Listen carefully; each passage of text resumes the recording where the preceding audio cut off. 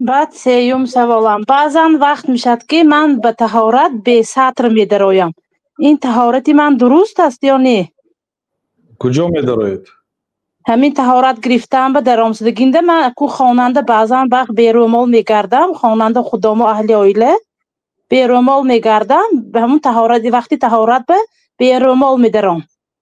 هیچ گپ نیست. رومالی شما فقط برای نماز در کرو، برای کوچه برای دکار در خانه یا برای طهارت کردن یا رومال اون طرف است. سر و لباس هم ضرور نیست.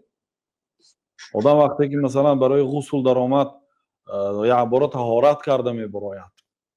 برای طهارت کردن سطر عورت دار شدن شرط نیست. سطر عورت مثلا زنها بسیار سوال هم میده که قرآن بیرومال خواندن ممکن نیست. هیچ گپی ندارد قرآن بیرومال خواندن.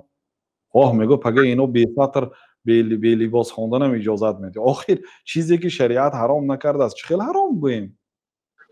برای زنها فقط بی لباس کوچه برآمدن یعنی پیش مرد بیگانه برآمدن حرام است. یا بله زنی بیگانه هم پیش زنی بیگانه هم بی لباس نمیبراید. این چونین وقتی نماز رو باید سطر پوشد. زنک باید همه جاش پوشد. مردهای هم سطر عورت داشته باشند در نماز. الله تعالی میگه خذوا زینتکم عند کل مسجد. وقتی که شما به پیشگاه الله تعالی میستید سجده کردنی میشید نماز خواندنی میشید زیب و زینت خودتون نگیرید. بله در وقت نماز سطر کنید. طهارت به شرط نه خواهر عزیز. برای قرآن خواندن شرط نه. این خیلی شریعت وزنین کرده نفهمونیم.